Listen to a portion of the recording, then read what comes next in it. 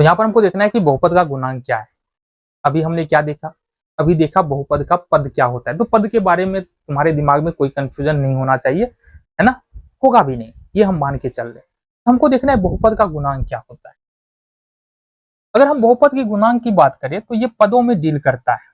बहुपद का गुणांक जो है ना, हर पद में बहुपद का अलग अलग गुणांक हो सकता है या होता है। ठीक है जी। तो गुणांक होता क्या है, तो यहां देखना, बहुपद के किसी पद में, बहुपद के किसी पद में, ठीक है, चर को जिस अचर से गुणा किया जाता है, गुणा किया जाता है, वह बहुपद का गुणांक कहलाता है। बहुपद का गुणांक कहलाता है।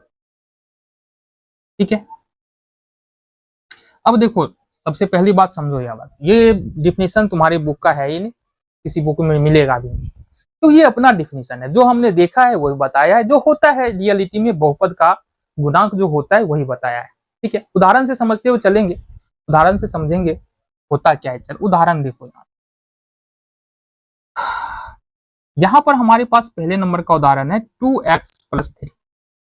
तो पहली बात तो हम ये बात कर लेते हैं बाबू, इसमें कुल पद कितने हैं। तो कुल पद यहाँ पर 2 है। पहला पद 2x है, दूसरा पद 3 है। क्यों है, क्योंकि प्लस के द्वारा 2x और 3 अलग हुआ है, तो 2 अलग अलग ये पद बन गया। प्लस या माइनस से जो भी भाग अलग होता है वो बहुपद का पद कहलाता है।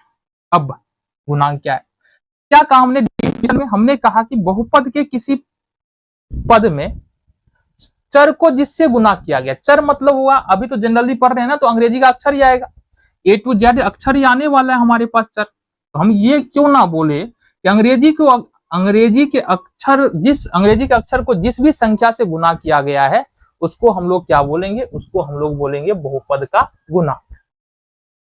तो x को गुना किया गया है 2 से। अभी ये भी बात समझो, अगर कहीं पर 2x लिखा हुआ है ना, तो इसका मतलब होता है 2 गुने x। कहीं पर अगर 5x² लिखा हुआ है तो इसका मतलब होता है 5 गुने x²। कहीं पर अगर -6x² लिखा हुआ है तो इसका मतलब -6 गुने x² होता है। कहीं पर -7y⁴ लिखा है तो इसका मतलब -7 गुने y⁴ होता है। यही बात समझना जरूरी है। तो यहाँ पर एक बात समझना, यहाँ परिभाषा हमारा क्या कह रहा है, परिभाषा कह रहा है कि बहुपद में चर को जिस अचर से गुना किया जाता है, तो एक ही पद ऐसा है जिसमें चर और अचर दोनों है। पहला पद है जिसमें चर और अचर दोनों है, जिसमें x चर है और चर को यहाँ पर अचर 2 से गुना किया गया है। इसका मतलब है यहाँ पर पहले पद में x का गुणांक क्या हो जाएगा, जरा बताना। x का गुणांक क्या हो जाएगा, ये हो जाएगा तुम्हारा। तो अब दूसरे चर में हमारे पास x तो है ही नहीं, है ना, चर है ही नहीं, और चर है ही नहीं तो यहाँ पर गुणांक की हम बात क्या कर सकते हैं, नहीं करेंगे बात, आगे बढ़ जाते हैं। चलो जी, दूसरे नंबर का उदाहरण पे देखते हैं। जैसे 6x² माइनस यहाँ पर 7x और प्लस में 3। अब ये जो दिख रहा है ये भी यहाँ पर एक बहुपद है, और बहुपद में कुल मिला के हमारा ये पहला पद, ये दूसरा पद और ये तीसरा पद है। चर कितने जगह पे है, चर यहाँ पर एक x² है और दूसरा यहाँ पर x है, तो 2 जगहों पे चर है, मतलब 2 जगहों पर यहाँ पर गुणांक होने वाला है। क्लियर है, 2 जगह पर चर है मतलब 2 जगह पर गुणांक मिलेगा हमको। अब समझो यहां से, यहां पर x² को गुना किया गया है 6 के साथ। x² चर है और इसको 6 के साथ गुना किया गया है, मतलब यहां पर पहले पद में x² का गुणांक यहां पर कितना है, यहां पर 6 है। क्लियर है बात, पहले पद में x² का गुणांक कितना हो जाएगा, 6 हो जाएगा। इसके अलावा चलेंगे दूसरे पद में देखो x² तो है नहीं, x है। दूसरे पद में x का गुणांक कितना हो जाएगा, जरा बताना। x का गुणांक हो जाएगा यहाँ पर -7। कितना हो जाएगा, -7। वहीं पर तीसरे पद की बात करें तो तीसरा पद में चर है ही नहीं, और चर है नहीं तो हम इसके बारे में बात करेंगे नहीं। क्लियर है बात। चलो जी, अगले उदाहरण की ओर चले। तीसरे नंबर का उदाहरण देखते हैं। -7x³ + 2x² + x और माइनस में 2। आ जाओ जी, आ जाओ। सबसे पहली बात तो यहाँ पर तुमको बताना पड़ेगा कि चर पद कितने हैं, है ना, पद के अनुसार ही तो निकालेंगे। तो यहाँ पर 7x³ प्लस के द्वारा अलग हुआ है, तो ये एक पद, ये दूसरा पद, ये माइनस के द्वारा अलग हुआ है, फिर से माइनस के द्वारा x अलग हुआ है, फिर यहाँ पर 2 है, तो 1 2 3 4 4 पद है। तो अगर हम बात करें पहले पद में x³ का गुणांक, x³ का गुणांक, तो यहाँ पर देखेंगे x³ को किससे गुना किया गया है, या x³ से कौन सटा हुआ है बाबू, देखो ना 7, तो ये हो गया हमारा माइनस का 7, माइनस है ना, तो माइनस का 7। दूसरे पद में आएंगे, यहाँ पर समझना, ये प्लस को भी ध्यान रखो, x² किससे सटा हुआ है, प्लस या माइनस 2 से, प्लस 2 से सटा हुआ है ना, तो x² का गुणांक इस वाले बहुपद में प्लस का 2 होगा, प्लस का 2 का हम डायरेक्टली 2 भी लिखते हैं। आ जाओ जी तीसरे पद में, इस वाले में आ जाएंगे, तो ये तो x है, x का गुणांक। अब देखो यहाँ पर x को ऐसा कुछ दिया नहीं है कि जिससे गुना किया गया है, मतलब यहाँ पर कुछ तो होना चाहिए ना, ये जो है इसके बगल में कुछ तो होना चाहिए, कुछ नहीं है यहाँ पर। जहां पर कुछ नहीं हो तो माइनस है तो माइनस के साथ 1 लिखो, और प्लस है तो प्लस के साथ 1 लिखो।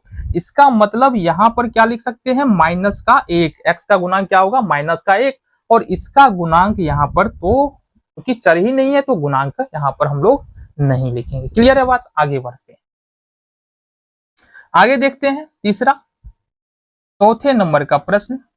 सपोज हम लिख रहे हैं πx² प्लस 3x प्लस 6, ठीक है, ये भी एक बहुपद है कि नहीं, पहले ये बताना, बिल्कुल है। तो यहां पर पहले पद में देखेंगे x² का गुणांक, ये पहला पद है, ये दूसरा पद है, ये तीसरा पद है, केवल 2 पदों में चर है, मतलब 2 पदों में हम गुणांक खोज सकते हैं। तो पहले पद में जो x² का गुणांक है, x² का गुणांक है वो कितना है जरा बताना, x² के बगल में पाई है, या x² को पाई से गुना किया गया है तो x² का गुणांक पाई हो जाएगा। फिर यहाँ पर x का गुणांक कितना है, x को कितने से गुना किया गया है, 3 से, तो यहाँ पर x का गुणांक कितना हो जाएगा, x का गुणांक कितना हो जाएगा, यहाँ पर 3 हो जाएगा। क्लियर है बात यहाँ तक, है ना, बहुत ज्यादा मुश्किल नहीं है। देखो यहाँ से हम बोल रहे हैं बाबू कि बहुपद के गुणांक को समझना इतना भी मुश्किल काम नहीं है, इजिली समझ आएगा, है ना। दूसरी बात है कि कुछ बातें होती है ना, अगर नई नई बातें तुम सीखो तो कई बार होता है कि, है ना, दिमाग के ऊपर से जाता है। पहले तो ये मेंटेलिटी बनाना सीख लो कि जो हम देख रहे हैं, जो समझ रहे हैं, वो बिल्कुल हमको समझ में आएगा। पहले इस मेंटेलिटी से पढ़ना शुरू करो।